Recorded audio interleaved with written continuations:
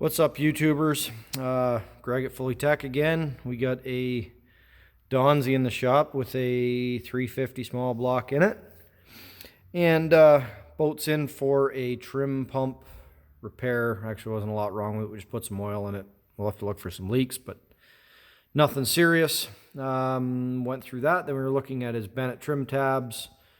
Found a bad, just a shitty ground connection with a shitty crimp lock connector. We'll fix that. And we're in the middle of that. And this is the trouble with this business and with boats that have been worked on by previous owners and previous shops and all kinds of shameless people. So anyways, we're working on the Bennett pump, and we go, okay, well, we'll just run our ground wire back to where it was run to. And I look over at the bell housing. And before I get to that, this is a Mercruiser 5.7, which has got an aerosol overhaul right over top of the serial number tag. Mercruiser 350 5.7, and it is attached to a OMC Cobra drive. Now, I've seen this before. A 350 Marine is a 350 Marine. I don't believe there was really much different between the OMC stuff and the Mercruiser stuff of the day. They all bought the motors from GM and then marinized them. I think a lot of the OMCs use Holley-Carbs, and Merc typically use Quadribogs. So, not the first time. Like I said, I've seen an OMC go in where a Mercruiser once lived, and I've seen a Mercruiser go where an OMC once lived. Can be done, and it's not a big deal. You just have to take the time and swap all the right parts over. Anyways, so we're working away at this. Nothing too crazy to worry about. It's got a list of other issues. And certainly this carburetor linkage gives me, I don't know, scares the shit out of me. We'll get into that. No big deal. So anyways, we're going to run a new ground wire over to where the old one was. It pulled apart. And I look over and I see this. And I say to myself, what in the fuck am I looking at? And it took me some time. I had to look at this and scratch my head and wonder, what have I gotten myself into now?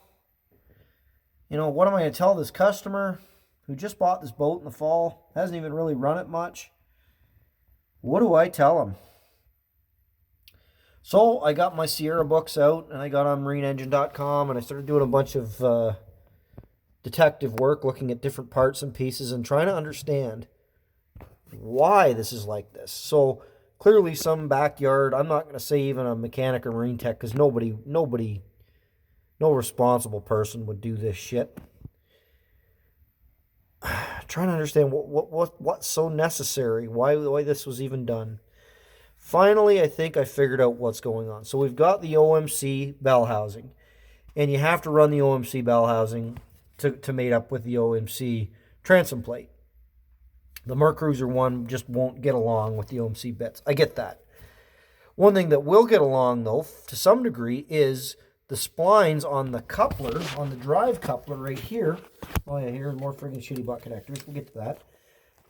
That drive coupler has the same spline. That's the Mercruiser drive coupler. It's the same spline as the OMC. I think even the Volvos are the same. Well, the difference is in what an OMC and a Mercruiser drive coupler look like. So here we have, this is a Mercruiser drive coupler that I had lying around the shop. I don't know what it came off of, but I don't throw out good used parts because you never know when they might come handy. And you can see how the bolt pattern bolts up just like a torque converter on a car or a truck. And then you've got your Mercruiser bell housing. And it is significantly deeper from the mounting flange to this face. So there's plenty of room for the flywheel and the drive coupler and the bolts. Okay. This is a picture of a drive coupler for a 5.7 OMC. And you can see I've got a couple, I think I've got one of these drive couplers lying around somewhere that fits a 6-cylinder GM. But you can see that it bolts on, it's got a flange that bolts on and is driven by the flywheel. They're not flywheel bolts, they're actually flywheel studs.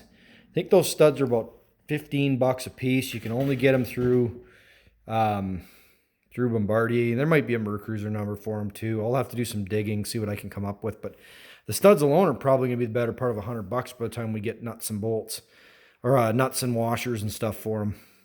So that's the part that we need. So I started to finally figure out the rationale, or why this ended up like this. But I cannot believe someone would go to this trouble of, I'm guessing that's all thread. Or are they studs? No, that's all thread that's been cut off and ground off. Focus, come on. All this hardware, nuts. That's some kind of a piloted stud. I don't know what he come up with for that. I think that might be a piece of tubing, or that might be a brake slider off of like a Chevy brake caliper. I'm not really sure what he used there. I gotta admire the ingenuity for this clusterfuck. But this is so unsafe. This is ridiculous. It's a miracle this thing has survived this long. And now I get to have a difficult conversation with the customer and tell him that, yeah, his trim pump works now. That'll be $150 to fix that. And hey, well, you got your checkbook out. We got to yank your motor out. We got to build up some kind of a carburetor linkage that's actually going to work with this, or we'll find a Holley carb that's going to work better on this anyways. We need to yank your motor. We need to find a drive coupler and studs, etc., etc., etc. This is very, very, very, very quickly going to turn into like a $2,500 repair, maybe more, depending. If I can find him a good used drive coupler from a blown up OMC, we can maybe save him some money, but like, what the hell?